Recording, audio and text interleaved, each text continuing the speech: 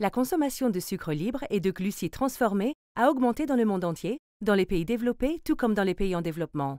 Les groupes à faible revenu sont particulièrement vulnérables à un apport alimentaire élevé, ce qui a créé une disparité dans la prévalence des caries dentaires entre les catégories socio-professionnelles.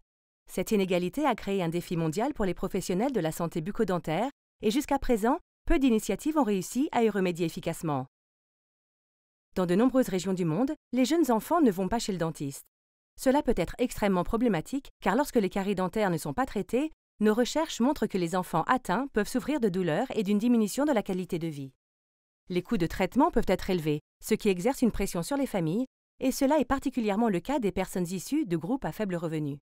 Le fluorure de diamine d'argent, ou FDA, est une nouvelle approche prometteuse pour améliorer les soins dentaires des enfants qui, selon nous, devrait être mise en œuvre à l'échelle mondiale.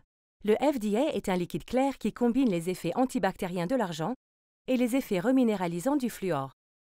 De nombreuses études soutiennent l'efficacité du FDA pour les caries dentaires des enfants et dans la prévention de nouvelles lésions de caries radiculaires. Le FDA doit être utilisé dans tous les cabinets dentaires pour prévenir les douleurs dentaires chez les enfants et la nécessité d'une anesthésie générale.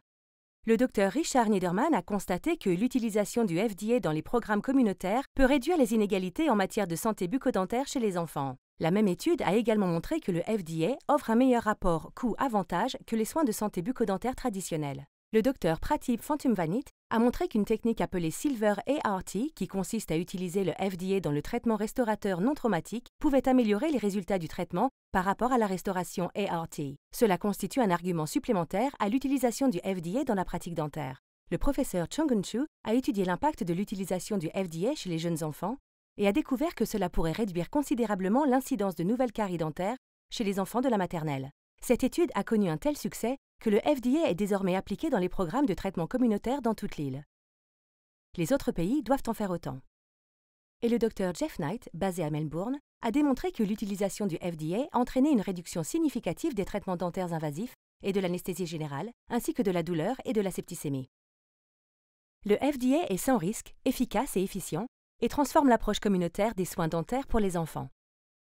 Le FDA pourrait également accroître le soutien et l'engagement de la communauté en aidant à réduire les problèmes dentaires chez les enfants dont les parents n'ont pas régulièrement consulté des dentistes.